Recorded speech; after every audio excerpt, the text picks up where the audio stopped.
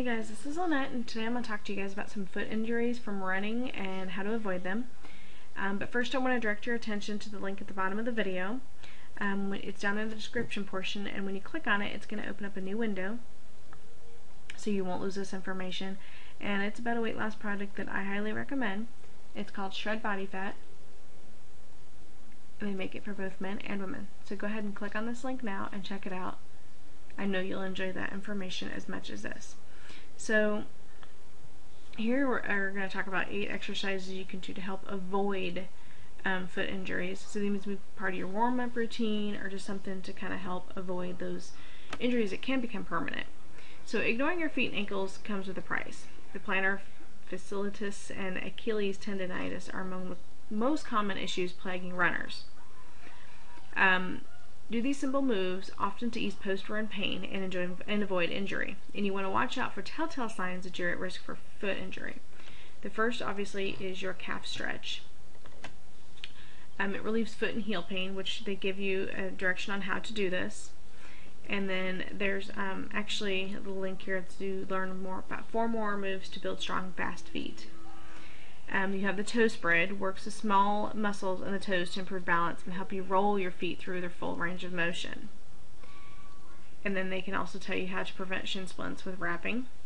You have your calf drops, which strengthen the calf muscles and tendons near the heel.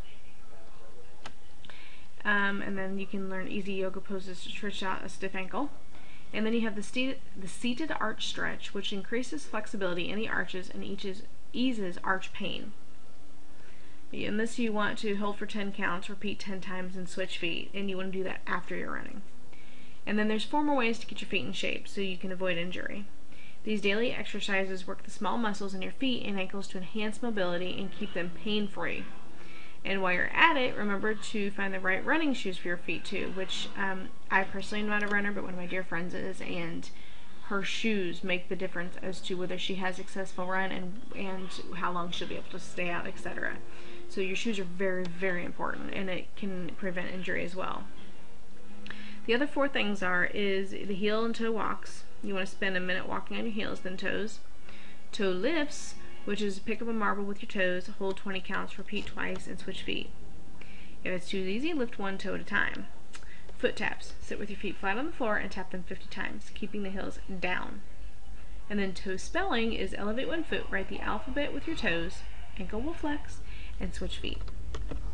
So these are just a couple ways to avoid foot and ankle injuries when jogging. But what are some of the injuries? That's the part we kind of need to take a look at. And this is the most common running injuries, and it'll also talk about how to avoid them, which we kind of went over. But it's important to cover all of our bases.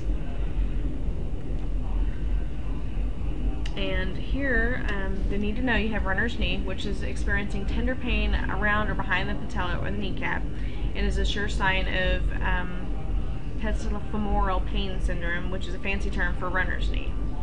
And the ailment is so common among runners that it was named after them, hence runner's knee. They talk about relief, and then you have Achilles tendon, which is the swelling of the Achilles and the tissues that connect to the heel lower leg muscles, and can be the result of finicky factors: rapid mileage increase, improper footwear, tight calf muscles, or even having a naturally flat foot. You have the plantar fasciitis. Tricky to pronounce pain is due to the inflammation, irritation, or tearing of the plantar fascia, which is a tissue on the bottom of the foot. Just some of the causes could include excess pounding on the roads or strapping on unsupportive footwear. And like they have an article about flip-flops there. And you want to go the distance. The result is extreme stiffness or stabbing pain in the arch of the foot. And then you can see you have the soothe the sole. Wearing shoes with extra cushion, stretching, and a rolling tennis ball over the heel and getting, okay, that talks about some relief for plantar fasciitis. And you have shin splints, which most people are familiar with, and then you have the iliotibial band syndrome, which is distance runners.